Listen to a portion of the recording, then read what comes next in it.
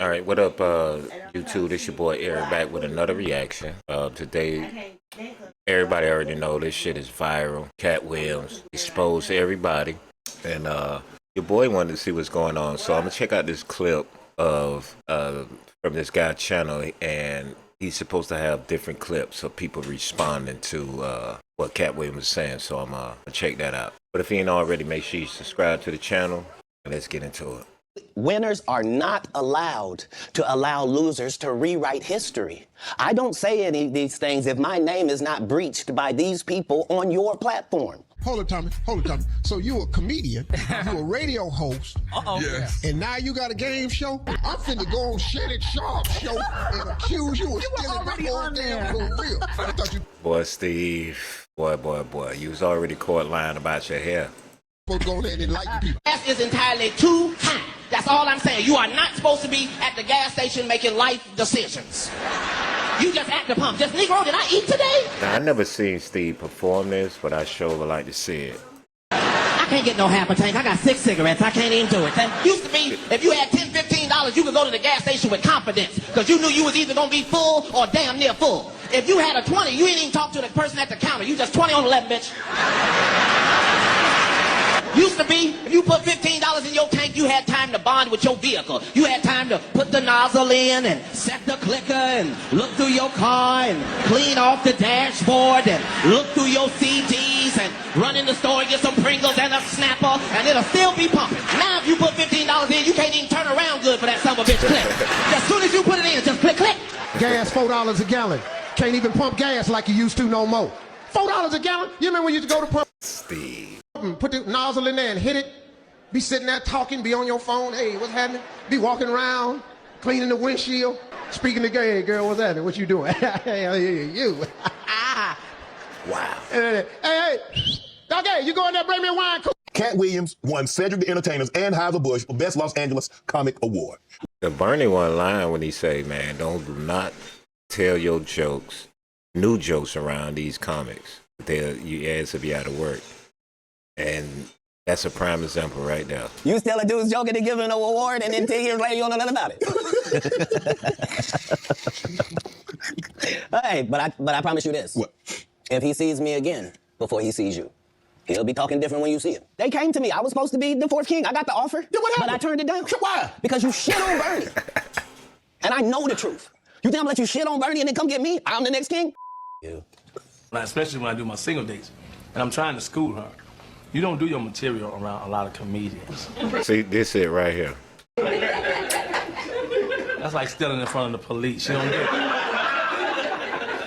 it. They mean well, but they sit on the side. Ooh, that's funny. Next thing you know, you see it on HBO or something. You be sitting at home. That shit mine, you know? But ain't nobody gonna believe you. First come, first serve. You know? So when you do new stuff, you never, I'm telling you, for you comics coming up, never bring your stuff out in front of a house full of comedians. You will never work a lot. Especially established comedians like myself, you'll never work a lot. I got too much pride. I can't take something that ain't mine. You know what I mean? I can't go up and say something ain't mine. The kick about going up there is making people laugh about something you wrote. Time Bernie was here, you was acting like you was funnier than him. The reason you was supposed to go last is because it was your tour. Tell the truth. It was Steve's tour. Not it was going to be called the Kings of Comedy. It was Steve's tour. These are the guys opening for him. Of course you got to close if it's your tour. That's why it was such a big deal. But you couldn't do it, because you can't beat the best. And until you humble yourself, you will forever be kinged by the king. And because you finally did it, because you had no other choice, and now that he gone, you gonna act like, he wanted to be a movie star. You stop it. There's some slick. I mean, one of your stand-up, you was being sarcastic, saying that if Trick Daddy can own a restaurant, you can do anything. Look, well. What did ugly people get? What would I know? That ain't my family tree. I thought somebody was gonna speak up. No, for the first time, it don't matter what the fuck you look like, you can make it. Trick Daddy is rich and famous. I don't give a who you is. You ain't uglier than Trick Daddy, man. That man look like a number 2, a foul one. He can make it, you can make it. Right. That man got herpes, syphilis, gonorrhea, lupus, and he got a restaurant and a cooking show, and he eat ass. You can make it. What the? But you know the funny thing about it is he not lying on none of it. Trick talk about eating booty. I'm from Miami, so Trick talk about eating booty. Got a song, you know what I'm saying? And he even talk about on on air or whatever. Yeah, he not lying. You shouldn't need no motivation. Right. Only people got to change is if you. He hot, but it's the truth. Look at him. Oh, he is hot. Hey, you know Katt Williams? You were talking about Trick. Keep my name out your mouth. Keep Ricky Smiley name out your mouth. Keep all OG's name out your mouth. If you don't like a person, you don't say it. I told people that I didn't think you was funny. I ain't never said I didn't like you. And I'm glad I didn't never say I didn't like you, because by me not thinking you were funny, I actually saw you one day and I was laughing my ass off. I was crying laughing one day. Remember that little boy put you in the headlock? I was crying fucking laughing that day. You scary curls, hair perm wearing ass. Stop, man, listen, man. Stop talking about other to be relevant in the game, the trend. Because I thought you did Mark Curry's show over after he had just done hanging with Mr. Cooper. Why would you do all of that man stuff that he did on his show on yours, and then do the dude's stand-up when you go on the road? And then you never put Mark Curry on your show or nothing. Like, you made enough money, you know? Wow. You made enough money, you did enough, you know, what? Why are you on my material? Right. You know, what's that about? You know, and then, people want to jump up, oh, he didn't know, he didn't steal your... So, yes, he did. Yeah. I mean, no one else has did that. So this was on his talk show. Which talk? Was it TV talk show? His TV talk show. Okay, this was the one he had on NBC just recently. Whatever, yeah. Okay. Mark Curry says that you're still stealing his jokes. Hey, man, listen to me. Yeah. Now, I'm getting sick of this right here. Yeah. Mark Curry need to grow up. Steve Harvey ain't been on stage since 2015. Well, he said you used him on one of your shows. Ask Mark Curry what joke he talking about. Tell him to grow up, man. I think it was on Little Big Shots he was making the reference. Are you kidding me? Yeah, he said... Are you kidding me? He said that he confronted you about it before, and then even after that, he used it again. And he still ain't said what joke it is. Get a life, get a career. Go do something, man. Well, he's thinking this is going to help him. He's thinking this is going to help him get a stand-up special now with like Netflix or HBO. Well, good. Go ahead and get one. I got 5 of them, 6 of them. Yeah. Go get one. That'll be good. I'll be happy for him. Do you think he will get one out of this? I think he deserves one. Yeah? Yeah. Halloween was a trip. Halloween, we couldn't afford no Halloween costumes. Hey, kids, please. Mama sent us down to the liquor store, put boxes on us. We didn't know what we were. I don't know what we are. I don't know. She didn't tell us. I think we UPS, I guess. I don't know. Every Halloween, I had the same outfit on. Every year. I just had a brown box. I wasn't nothing sad. I asked my father, could I have a new outfit? And he said, no, just wear the same one. It was just a brown box. And he just told me to tell everybody I was a UPS man. Guy Torrey did a beautiful special about the Comedy Store and Fat Tuesday, where he said that Steve and Cedric and Kevin Hart and Tiffany Haddish came through there and made... All lies. Steve and Cedric never performed at the Comedy Store at all. Tiffany was only seen at the Laugh Factory. Guy Torrey, Guy Torrey. I need to address this Katt Williams situation, man. I normally don't get into stuff like this, but since my name was mentioned, I need to clear some things up real quick. First of all, I'm not taking any sides, man. You know what? He mentioned Fat Tuesdays. He mentioned my documentary on Amazon Prime right now, which is streaming strong. And he mentioned it was a beautifully done documentary, which it was. But we told no lies. And it was mentioned that in the Club Shay Shay interview that Cedric did not come through Fat Tuesdays, which is not true. Check it out. Cedric the Entertainer and Joe Torre, 1995, Fat Tuesdays. The Katt Williams himself, film director F. Gary Gray, Chris Rock, Guy Torrey, Cedric the Entertainer. Some closer looks. Cedric the Entertainer! Started out as one night. They had him on the basketball court, and it looked like he moving pretty good. I mean, yeah, he moving pretty good. But man, that wasn't no goddamn fofo. Come on now. No, hell no. That's no. Just looking at the video. That's a long way. That's a little ways now. That's a little ways. Okay, so Mike Epps said, I put everybody on and still putting comics on today. None of y'all brave enough or care enough to work with him or come around him. Stop making this shit so bad. We comedian. I put him in a movie when no one wanted to work with him. Some of that shit he said was true and some of it was not. At the end of the day, we all black men in a business that is not ours. I cracked on his jacket because that's what comics do. All this shit is marketing, dummies. All this he said, y'all mad at me. Get the fuck out of here. We having fun. Y'all stressing. Also, Mike Epps put out another picture. He said, I know what the problem is. We all need another Friday. Put everybody in a movie. All of us. May the best win on screen. All the internet. Forget the money. Forget the status. Forget Hollywood. Let's go big, bro. At Ice Cube, make history, yo. All right, I did get a little jealous, man. Katt broke the internet and didn't say my name, good or bad. I need the press too, nigga. Shit. Say something about me in there, man. Say something bad about me. I don't care. I got a special coming out. I need the press. Man, we did a movie together today on it. I mean, what did Katt do to Ali? What did he do to you, man? So let's go to the story. Let me speed it up. Shreveport. We in Shreveport. The song out is Every Day I'm Hustling. I walk out to get ghetto. I turn back around. You know how the arena people look in the goddamn yellow shirts. All of them are locked arms, standing in front of the door. I'm like, hey, let me slide through y'all. And the lady who was sitting in front of my door, she said, I can't let you back in the building. I said, what? I can't let you back in the building. I said, for what? So they don't know what's going on. It's just been a sign. Don't let Ali Steve back in this building. Okay, cool. Katt's security at the time, dude's name is Carl. Carl comes and he talking over the shoulders of the security people. I'm standing outside, me and ghetto. I'm like, what the fuck is going on? I'm like, Carl, what's up? He's like, man, Katt, I don't know what the fuck is up, man. Katt, I want you back in the building. I said, what? And he ain't say nothing. But I can see Katt and his white boy talking, like I can see them. And I'm like, what the fuck is up? So this nigga turns back to me. They wrote me a check and they came and paid me. And this is how they paid me. I'm standing there and over the shoulder of security, I just see a check come over his arm. I see niggas paying me like I'm some fucking bum nigga, like y'all a handout. Okay, cool. It's two ways I can handle this. I could be an ignorant nigga and just be running nigga in the streets, then do it in the streets. But then the nigga opened himself up and he said, nigga, this celebrity boxing thing, nigga, I started it and they niggas looked at me like I was crazy. You started. No, first people I saw was Willie D and Melly Mel. Nigga, way before you, nigga, you wasn't around at the time. And I said, oh shit, maybe I can get this shit settled with this nigga in his ring for a bag. Because he be talking his boxing shit. So since you started, let's make it full circle. You haven't had a bout. Once you started with me, now I want to fight. Cause I'm good with engaging in the war, and I like that you think that you gonna win because you don't understand what the level that I'm gonna go to. Like right now, it's people saying, "Well, Katt got them hands for you." Cool. Want to know? I think the world want to know what happened between you and Ali Sadiq. I know you said the you world couldn't couldn't possibly want to know that. He's not famous enough for the world to want to know that. Because my side of the world doesn't want to know that. See, my side of the world. Here's the thing. What happened, man? A lot of times, what liars do first is they set up a narrative and a scenario.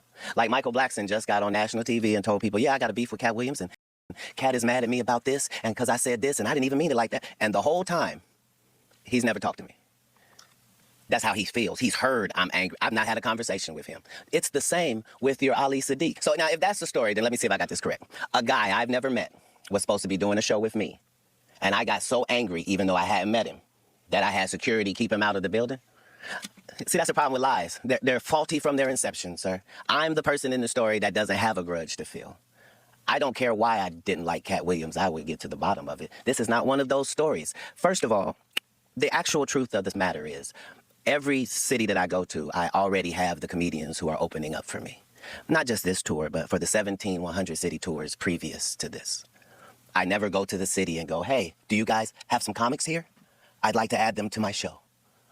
I just don't do it. I travel with the comedians that are coming to your city. We're one unit and one team when we come. That is to let you understand that no comic was fin to come join us that evening because there isn't space for it. I still have to do an hour at the end of this. There's a limited amount of time. So we could just start there. Second of all, I don't care where you're from, what the venue is, how cool you are with the people that work there. Katt Williams show means Katt Williams show. That means don't nothing move but the money. There ain't no loud talking and voice raising and, well, how dare you? How dare you? Let me look on the advertisements and see, do I see your name or face, sir, whoever you may be? Where would you even get the entitlement to be having this question? This is like me insisting that the Lakers put me on as a starter. And I won't take no for an answer. It's ridiculous. You don't even play in our league. And that's before I knew who you were. Now that I know who you are, I'm just ashamed because you took something personal that couldn't have been personal. I didn't meet you. That's how it would have gone if I wasn't there, because the truth is, I wasn't there. All of this happened before I got there. He said, I'm supposed to be on this show. I said, well, maybe he was expecting to get some sort of a payment. And now he thinks he doesn't get to get paid because we already have a tour. I wouldn't want that. Pay him for performing. So he got the check of the performer. This is what he's angry about. Imagine the audacity. I would have gave him the celebrity boxing match he asked for if I thought he was a celebrity. Oh, come on, man. You know Ali a celebrity. Come on, sir, Katt. I'm not talking. I didn't mean that disparagingly. Yeah. I meant that in ticket sales, my ticket sales. That's what I meant. I mean, I'm doing 7,000 in your hometown while you go do 300. I'm not being disrespectful. I'm talking statistics. I'm talking about the biggest and baddest thing going. And you, a person trying to get in, why would you be mad? It's ridiculous. I'm offended. I'm offended. You believe it's about ticket sales? Yeah, it's always been about ticket sales and comedy. I'm sorry you caught me at a bad time, but since you asked me, I said I'd jump on because I'm still barely waking up. I'm not even camera ready. This ain't even about comedy. Yeah, it's about what happened is I'm gonna give you a synopsis. Yeah, I got to be fair. You know, to be fair. It's a dude named Dancing Dave. that was celebrity boxing, Dancing Dave. He took a fight on 2 weeks' notice against another celebrity boxer. They paid Dancing Dave $150,000. They paid the other one $250,000. It wasn't about no tickets. It's about the celebrities boxing. You only doing 3 rounds, 1 minute. So the tickets are gonna be sold anyway. I'm not disagreeing with what you're saying when you make your point in that manner. On a thing that I bring my own people. I don't know why he was there. I paid him because he just showed up. But I was there for 2 days. I performed both days. The first night I performed in front of Ashima Franklin. The next night I performed after Ashima Franklin. It was just that. It's just that simple. And I wish I was a sentimental nigga who would hold pictures and all that. But all this can be confirmed with Alex Thomas and mostly everybody who was rational that was there. They're like, no, it's no way for this nigga not to say he don't know this nigga because he's been in a vehicle with this nigga voluntarily. I'm riding with Ali to the hotel. Right. And then the other part is this. How do you write a nigga a check that you don't know his name? So in your business of comedy, that you know comedy, so you have went to places and random comics just showed up and people paid them because they showed up and they wanted to perform. He wanted to perform. I felt bad he didn't get a chance to, so I paid this nigga for 2 days. Well, you know, that's kind of how he is. I knew you was gonna say it. Hey man, if you watch this, brother. If you look up his network, you Google that nigga's network and you Google mine. We $500,000 on our part. No, so why would this nigga give me 15? Why would this nigga give me a random ass? He just walk up and give $1,500 for one performance. Damn. I didn't cash the check. I gave the money back. I put the nigga check up. I jumped in my fucking truck. Nobody in Houston is going, the 7,000 fuckers that was there, nobody's going to believe this shit. They're going to be like, wait a minute. No. That says, and I'm talking, I'm being real, bro. And this ain't no arrogant shit. It's like, I don't know nobody who you could find that does not know me. And you saying that you've been doing stand-up for 13 years and you don't know me?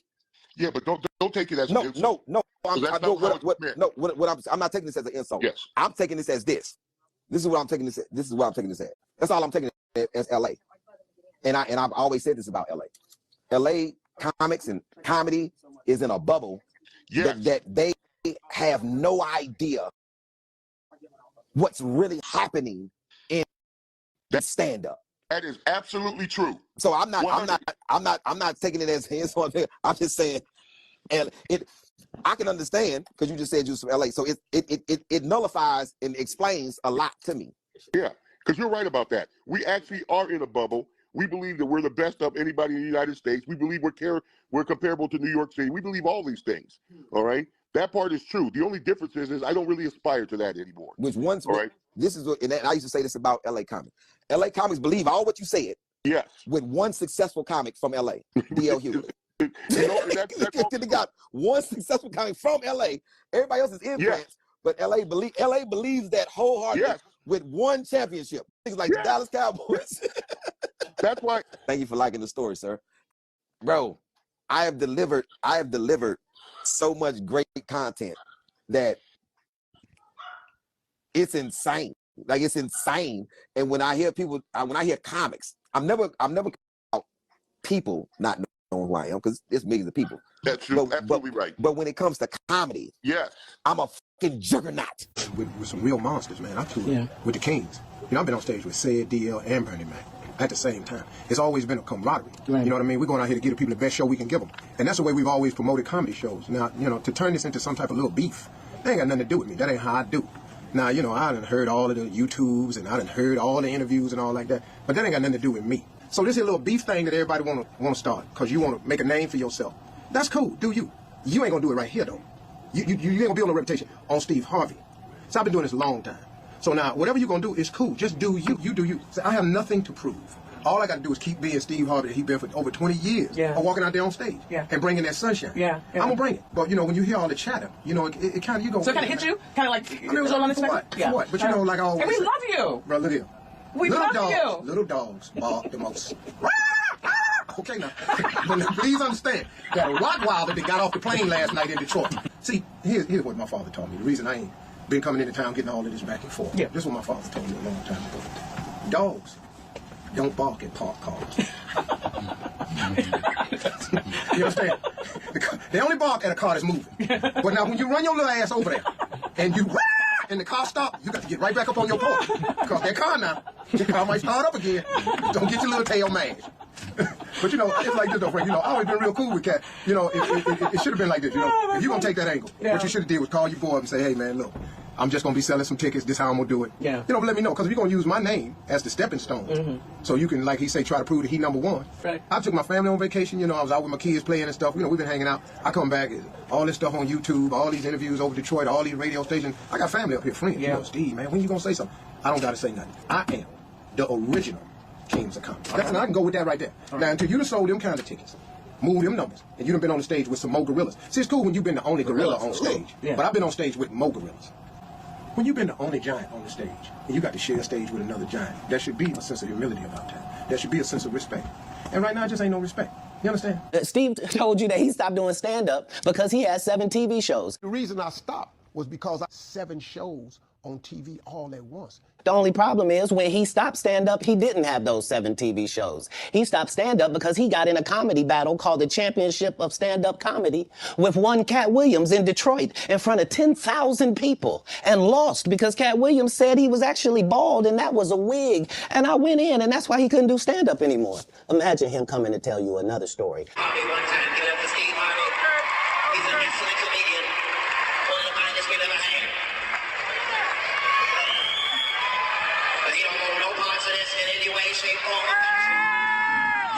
Shit. Yeah. I'll spend on them motherfucking tickets and talked about a lady in the audience for 15 goddamn minutes. Nigga should have talked about me the way I've been to talk about his bitch man. For a championship, my nigga. You did. You see that nigga had to take off that lace front high top fade because he came out here to battle me out there. I plays no motherfucking game, Steve. I'm a little nigga, I fight dirty. What the f*** is he thinking about? Hey, he trying to copy off me and bring that ugly ass sparkly ass tie. Black suit like he was going to a funeral. Yours, nigga, yours. That nigga think I give less than a whatever less than a is. You the one came out here and told jokes about if a bitch lick you on the left lip or you buy that bitch a car. If that ain't the trickiest shit I ever heard. Bitch, you're something I think with the Holy Spirit in your mouth. I ain't buying your goddamn car. I ain't even gonna give you a ride.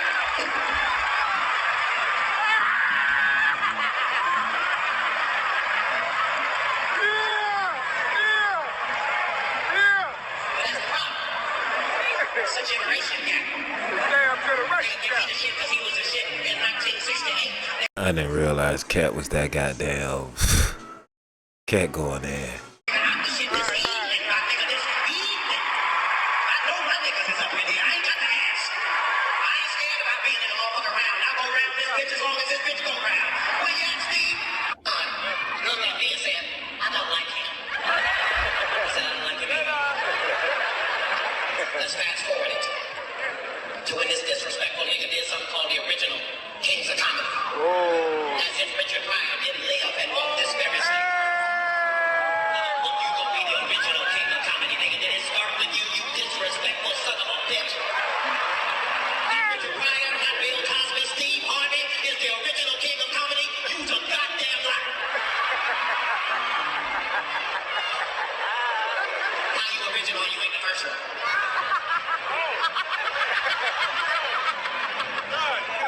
Then the nigga told me that he didn't know nothing about this. And if you listen to his show, you know that nigga's a liar straight up and down. He waited until I said this is gonna be my last show after 18 years. He waited for that and saw that as a moment of weakness and decided he was gonna make it a championship. But then the nigga couldn't sell out the tickets necessary. Damn. Do you think that nigga wanted to be here with me this evening? Frankie Beverly and Names. So we could have a Merry Christmas and a Happy New Year. And start on January 1st trying to find his hairpiece and his career, because I come to put that motherfucker on the ground. That's what a championship is, my nigga. If you don't like it here, you can get it in the give a fuck. Now that I'm done with bitch niggas in my life. Katt Williams interview on Club Shay Shay. The interview heard round the world. And I don't know, my take is probably gonna be really, really boring. Number one, I want people to keep in mind my dad has been dead for 15 years, so I have not been fully immersed in the world of comedy. I don't know the ins and outs of that like that anymore because my end has been gone for 15 years. You know, I've got friends in the game, but we don't sit and talk about, you know, stuff like that. So I don't know Katt Williams. Never met him. That's one person I never did get to meet when my dad was alive. But from everything that I've ever heard my dad, you know, say, he's always seemed like a stand-up dude. So I have no qualms, no quarrels with him. I thought the interview was hilarious, entertaining. That man dropped so many one-liners that I'm sure we are going to be wearing down to the ground in this year of our Lord 2024. But one of my biggest takeaways in watching people's responses was how people were kind of like, oh, that's kind of sad, like outside of being, you know, tickled by it. And I've seen people say stuff like, it's like watching, you know, your uncles go at it and you're like, oh, why can't we all just get along? Well, I mean, because everybody doesn't get along. Like, I think that's one of the misconceptions about comedians, and I guess it's due to the fact that what they do brings so much joy to others, that the perception, the expectation is that behind closed doors, everybody gets along, everybody it's love. And no, it's not. They've always been competitive. Like it's always been, as far as I've ever witnessed in watching my dad, it's always been kind of cutthroat. Like you'll have, you know, people beefing, like same as within your family. Just because y'all related don't mean y'all all get along, right? Comedy's no different. But for me, Katt Williams has my utmost appreciation and respect for giving my dad his props and his flowers. And I felt like it was genuine. There are some people who have given, you know, my dad his flowers now that he's dead that I'm looking at like, you know, doggone well, he wasn't doing it when he was alive. And that, not just famous people, just people all across the board. As my dad used to say, you ever want to be loved by everybody? You ever want to be special? Just die. It's real easy to give lip service when somebody dies and you, oh, they were so wonderful. And that's not how you felt when they were alive. But when Katt spoke of my dad, for me, I felt his heart. I felt that it was genuine and I appreciate it. Again, it's been 15 years since my dad's been dead.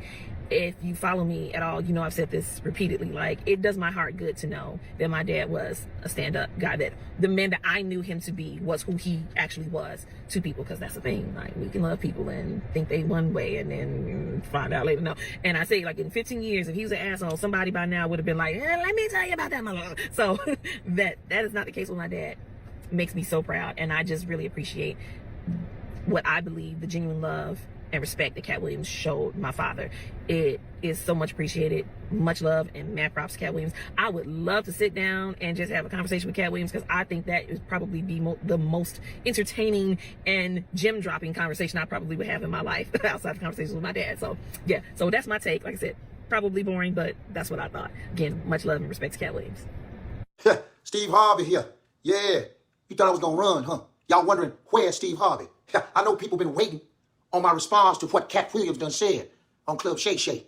I was on Club Shay Shay before Katt Williams. See, the reason why it took so long, I had to pray to God to give me the strength not to get mad. God talked to me every day, every damn day. I've been in this business a long time, boy. See, you done messed up with the wrong one. See, you just sitting there talking that bullshit to Shannon Sharp, talking about I couldn't be a movie star. I guess you didn't see You Got Served. Yeah, that there was acting, huh? Then you're gonna say, I took Mark Curtis jokes and stole his show. Boy, you got the nerve to call me Mr. Potato Head. Calling my ass Mr. Potato Head. Woo! That was a good one. I ain't gonna lie. That was a good one. But I digress. So what? I wore a wig, huh? People asking, why did you wear a wig? Where and when did you get the wig? Whatever. But your ass thought that shit was real. Everybody thought my shit was tight. They thought it was a real hairline, huh? See, Katt? You don't fuck with a dog. You a cat, I'm a dog, huh? We both from Ohio. Except you from Dayton, and I'm from, yeah, you guessed it, Cleveland, all day. See? You know what you done did? You done started a war. Yeah. Anytime, any place, boy. Anytime, any place. You know, I feel like a rapper. Yeah, this here's a rap battle. Yeah. I'm gonna spit a couple bars for your ass, Katt. Huh? Watch this. I'm gonna show you some real skill, boy. See, you done fucked up, boy. Better watch your ass. That there interview might be your last.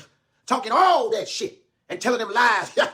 I see your ass in the street, boy. I'm about to swell up them eyes. Yo, I don't give a damn what people say about Steve, but I'm gonna get that money. You best believe, yeah.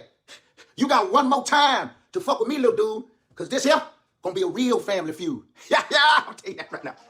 Oh, yeah. Williams family, Harvey family, let's play the feud. Survey set. Katt Williams, if you're ever around him, ask him, how much money has he given away? Just given away. Like, just ask him that. Just be like, how much money have you given away? If you're around him, if you're interviewing him, just ask him. Because it has to be insane. Katt is one of the most generous people that you're ever going to meet. And a lot of people don't know that. He don't get a lot of press and love for that. One of the most generous ever. He's had to have given away, I don't even know the number. It has to be crazy. Because there's a lot of people with stories about him giving money to. Case in point, I remember I was at the Comedy Store performing one night, got off stage. And this was like early on, before really a whole bunch of stuff was happening for me. I get off stage and everybody like, man, good set, good set, good set. So many people saying that. Some girl came and put something in my hand and said, good set, but I didn't see her. I just heard her and she walked off. And I thought it was like a phone number in my hand. And when everybody walked away and stuff, I looked in my hand and it was $1,000. And then I looked out in the audience trying to find the girl and I'm like, man, I can't remember her face. And I couldn't see her. And I was just like, who gave me $1,000? But anyway, I just was like, wow. And later on, about a month later, somebody told me that happened to them. And they said Katt Williams was in the audience. And I put two and two together and was like, wow, he did that to me then. He never tell you. He never makes it known or any of that. So if you're ever around him, ask him. If you're ever around him, ask him, how much money have you just given away? The real bro. I came home, I ain't have nothing, bro. Katt Williams called me to his show. Gave me front row seats, bro, called me to his show. And when I was leaving the show, I thought he threw me some weed in the car because it was wrapped up in a towel. But it was $15,000, bro. And bro, when I see him, I'm gonna return the favor, bro. Whatever I got in my pocket, bro. Like, that dude did something for me, bro. That I get emotional talking about it, bro. Like, I really needed it at the time. And I wasn't staying nowhere. I mean, I was staying at a hotel with my kids in downtown New Orleans. I ain't even have nowhere to stay there yet, bro. And no, I had just got the house. I was at the house. I had just rented the house from Baby. And Katt Williams gave me $15,000, bro. All hundreds, bro. I thought it was weed. My boy City say, ooh, that gave you some weed. I threw it back there. I unwrapped the towel with the rubber band. It was $15,000, bro. Bro, man, bro. I'll never forget that, bro. I just want to see him and give him $15,000, bro. Like, nigga, a real nigga for that, bro, you know. Nigga, and they ain't even know me before I went in, bro. Like, you know how many ain't give me nothing when I came home? Who was hollering free boosted and ain't give me nothing when I came home? It touched me, bro. It touched me, bro. Like, and they gave me $15,000, bro. They had hollering free boosted all over the world with that bag and they ain't give me nothing, bro. That dude gave me $15,000, bro. Katt Williams is a real nigga, dog. Then he did it. Then the way he did it, he threw it in there, bro, and just left. And just was gone. He ain't say, huh, bro? He ain't say, he just threw it in the window, bro. I opened it about a little bit down the road, so I couldn't even turn and say thank you. I couldn't even, man, bro. I'll never forget that dude, bro. If he fall, he always got me, Jit. If he fall, he always got me, bro.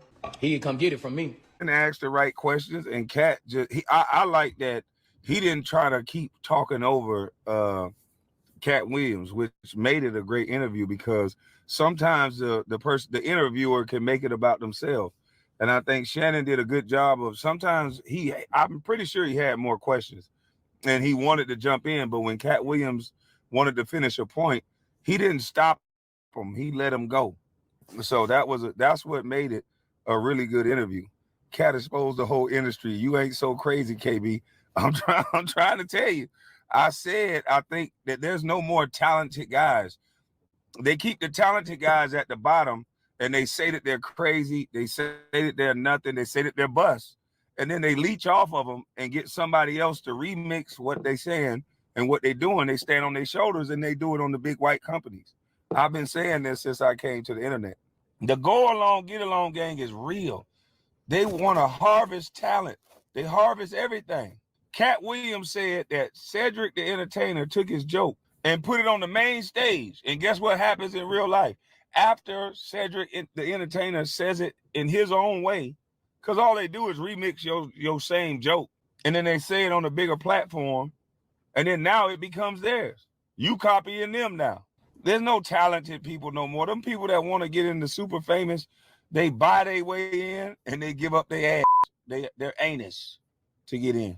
Now, I've been saying this for the last 3 years, but when you have a person like Katt Williams that say something like this, that they grouped up against him. Remember when I said there's a go along, get along game? Katt Williams said that these guys stayed in a group. They grouped up against him. He mentioned Cedric the Entertainer. He mentioned Steve Harvey. And he mentioned Ricky Smiley. He talked about gatekeepers. All of what I said, this man has said. And he's been saying, we don't got no more people like that. They stay in groups of hate. They find other people like them now. In this day and age, if you a up off the wall person, you find other people that's up off the wall like you, and then you join their group. Because everybody needs somebody, right? There are some celebrities you bet not say nothing about, or you will have a mob of strangers. I'm talking about a whole mob of strangers after your ass, and you won't even know what happened. But it ain't no go along, get along game. Ain't no go along, get along game. It's a mob of strangers after you say something about Rihanna, Cardi B, Beyonce, Oprah. Man, there's some 40, 50-year-old ladies that'll goddamn take off their pearls for Oprah. There's some 60-year-olds that'll hit you with a cane by Oprah. I noticed, I find it mighty strange that Katt Williams is supposed to be crazy, supposed to be all these derogatory names. He's a drug addict. He's all these things. They already invalidated him, right? The man do 1 million something views in 7, 8 hours, and then almost every comedian respond to him.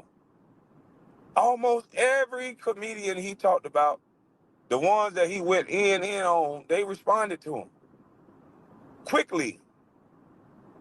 And then not only did they respond to him, I noticed something else that maybe y'all didn't notice. I noticed they didn't respond to what he actually said. I noticed all they did was talk about how he might be mad or get anger out his heart. They never addressed the things he said. Katt Williams used it as Kevin Hart used it as a chance to promote his movie. And said that the man had some hate in his heart. But we can look at the timeline of Kevin Hart to where I do remember you saying very boldly that your brand, you got to have boundaries. And this was your words. This is not me taking Katt Williams' side or nothing like that. Your words before you got all that money, right? Your words was, you got to have boundaries. You got to have boundaries that you just won't go past. Because I have a brand. And let me say I'm paraphrasing, even though I think I'm stating it verbatim. But let me say I'm paraphrasing because you got a lot of money. So I'm paraphrasing, so this might not be verbatim, but people can go hear you say something like this. Yeah, you got to have boundaries. Yeah, I got a brand, and my brand is everything to me. I got to protect my brand. Before he got that big money, he said he would never wear a dress. 2 years after he wore that dress, he signs a big deal. How? He said he wouldn't do it, but he ended up doing it. Williams was trying to always say, Brandon don't wear a dress. Because P. Diddy be wanting the body. And you gotta tell him no. You or is this? No, he was saying in the media, so I thought he was heckling me. He was really trying to help me at the time. I didn't know that. I was immature. Right. I feel like, dang, why I'm trying to make it. Why you bashing me? And then he was trying to warn me, don't get in the dress. So the Awaken brand, and you couldn't pay him $1 trillion to get in the dress. Message. Yeah. For me, I can only speak for my journey. Once I put the dress on and I had that fire was put out. What? Bro, what are you talking about, man? Yeah. And I only did it 1 time. So imagine doing it 3 times, 4 times. But then Tyler Perry did it, he got stronger. I don't know the rules. You know what I'm saying? This is what happened to me. I'm not here to knock another brother because that's their path. Yeah. That's one thing I don't do is knock my brothers because that's their path. But I'm saying my path, when I put on a dress, It came with a demon baby mama and a starter kit for hell. That's what happened to me. You haven't seen me since, to be honest. But then I feel stronger though. Would you like warn other stand-up comedians about the dress? Yeah, I had an interview too where I would do it. No, her ex is Katt Williams. Definitely is. What was it like dating Katt Williams? Outside of all the crazy antics and the FBI raids and, you know, the going to jails and stuff. Wait, were you there during the FBI raid? Yes! So like you were there and the FBI I got a came in. gun pointed at my chest and was told to stand up at like 9 in the morning. My ass was walking around because I probably had got busy. I had a t-shirt on.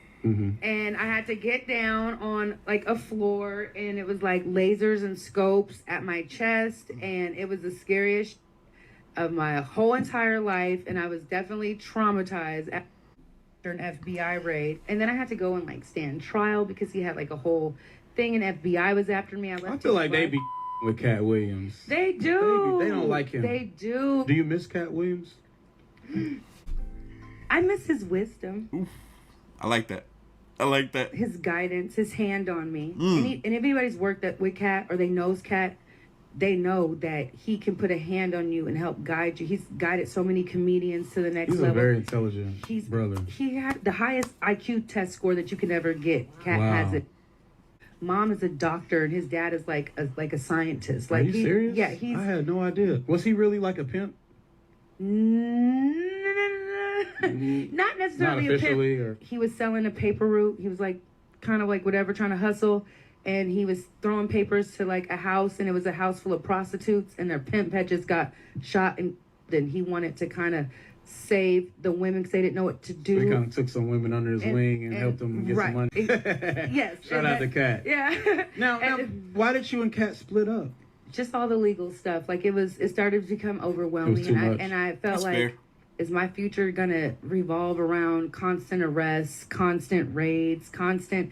I mean, It's a wild life being with Katt. I had to go in front of a grand jury and testify in front of a grand jury in LA about his tax evasion thing that he almost did a lot of time for. I was hiding under my mama's stairs at one point because the FBI were at her house trying to get me to testify against Katt. Like that was after an FBI raid. This is a whole nother situation, Right. you know? I left the country because they just didn't want to get involved. didn't want to get involved, Right. and I don't know nothing on them. Shout out to you for holding it down, though. She a rider. Angela is a writer. Let's say if Katt Williams, back with you, would you be open to a relationship with Katt Williams? Oh my God.